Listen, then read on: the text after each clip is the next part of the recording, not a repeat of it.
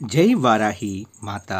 సమస్యలు లేని జీవితం అంటూ ఉండదు. ప్రతి ఒక్కరి జీవితంలో ఏదో ఒక సమస్య ఉంటుంది. మీ సమస్యలన్నీ తొలగించే ఓం శ్రీ కనకదుర్గా జ్యోతిష్యాలయము.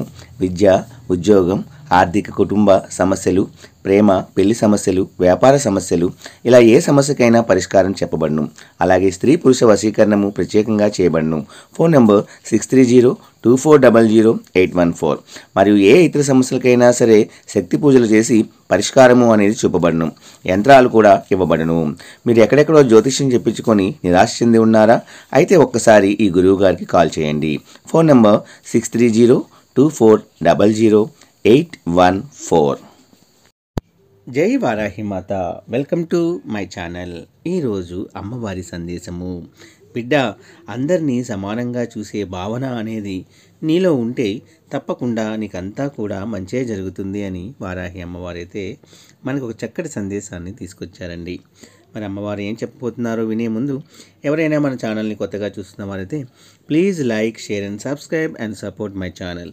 వీడియో కనుక మీకు నచ్చినట్లయితే ఒక చిన్న లైక్ ఇచ్చి సపోర్ట్ చేయండి ఫ్రెండ్స్. అలాగే 10 మంది మిత్రులకు కూడా షేర్ చేయండి. ఈరోజు అమ్మవారి సందేశము. మనిషి స్వభావము చాలా చిత్రమైనది.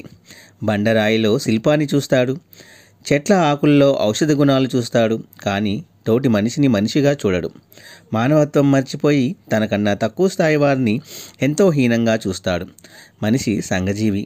ఒంటరిగా జీవితం సాగించలేడు. ఎంత గొప్పవారైనా తనకున్న తక్కువ స్థాయి వారిపై ఆధారపడవలసిందే. ఉన్నత పదవుల్లో ఉన్నవారు చిన్న పనులు చేసుకుంటూ జీవించే వారిని చిన్న చూపు చూడకూడదు. నిజానికి ఈ సమాజంలో ప్రతి వ్యక్తి కూడా ప్రత్యేకమే.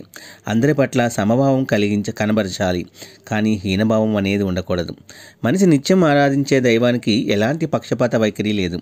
రామాయణంలో శ్రీరాముడు ప్రతి ఒక్కరిని తన బిడ్డలుగా భావించి పరిపాలన సాగించాడు.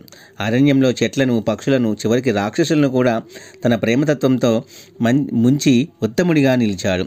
ఆ భగవంతుడికి సర్వమానవాళిపై అపారమైన దయ ఉంది. ఆయనకు ఏ జీవుడిపైన రాగద్వేషాలు కానీ, ఇష్టం కానీ, అయిష్టం కానీ లేవు. కుండపోతగా వాన కురుస్తూ ఉంటే శ్రీకృష్ణుడు గోవర్ధనగిరిని గొడుగులా ఎత్తిపట్టుకొని గోవులతో సహా ఆబాల గోపాలాన్ని రక్షించాడు. పాండవ రాయబారిగా హస్తినాపురానికి వెళ్ళినప్పుడు శ్రీకృష్ణుడు విదురుడికి అతిథిగా వెళ్ళాడు. కౌరవులకు విదురుడు తక్కువ కులం వాడే అనే భావన ఉంది. తన భక్తుల కులమతాలకు చోటు లేదనే సత్యాన్ని ప్రకటించేందుకు విదురుడి ఆతిథ్యాన్ని స్వీకరించాడు ఆ పరమాత్మ. సమదృష్టి కలిగిన వారు ప్రశాంత మనస్కులై ఉంటారు. అందరి పట్ల ప్రేమభావం కలిగి ఉంటారు. భేదభావం కలవారు నిత్యం పగ, ప్రతీకారాలతో రగిలిపోతూ ఉంటారు. దుర్యోధనుడు ఆ కోవకు చెందినవాడే. అతడు రారాజు అయినా అంతిమ క్షణం వరకు పాండవుల పట్ల ద్వేషం పెంచుకొని అశాంతితో బతికాడు. భేదభావం కలవారికి ధర్మం పట్ల ఎలాంటి ఆసక్తి ఉండదు. వారికి శాంతి అనేది రుచించదు. మంచి మాటలు ఎన్ని చెప్పినా వారు వినరు.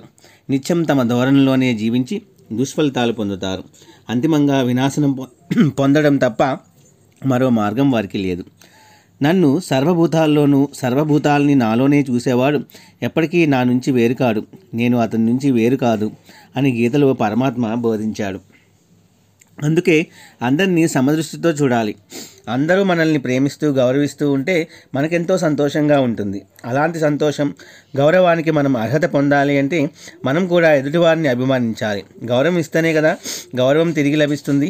అవమానకరంగా మాట్లాడితే దుష్ఫలితాలు అనుభవించక తప్పదు.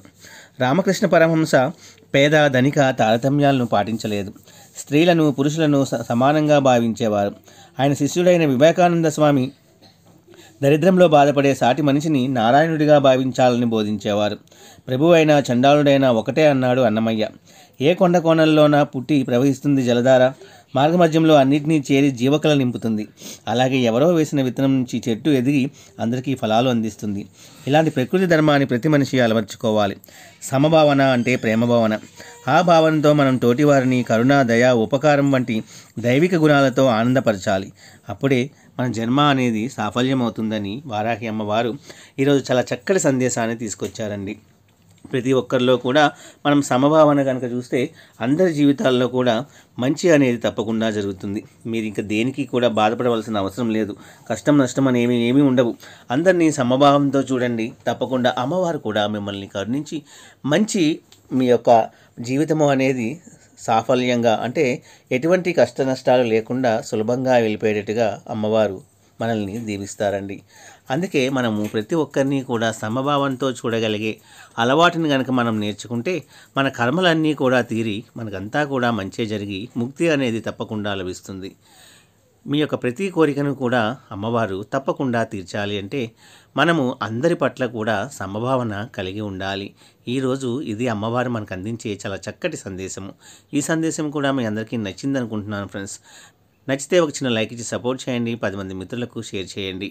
రేపు ఒక మంచి వీడియోతో మళ్ళీ మనం కలుసుకుందాము. సర్వేజన సుఖినో భవంతు. జై వారాహి మాత.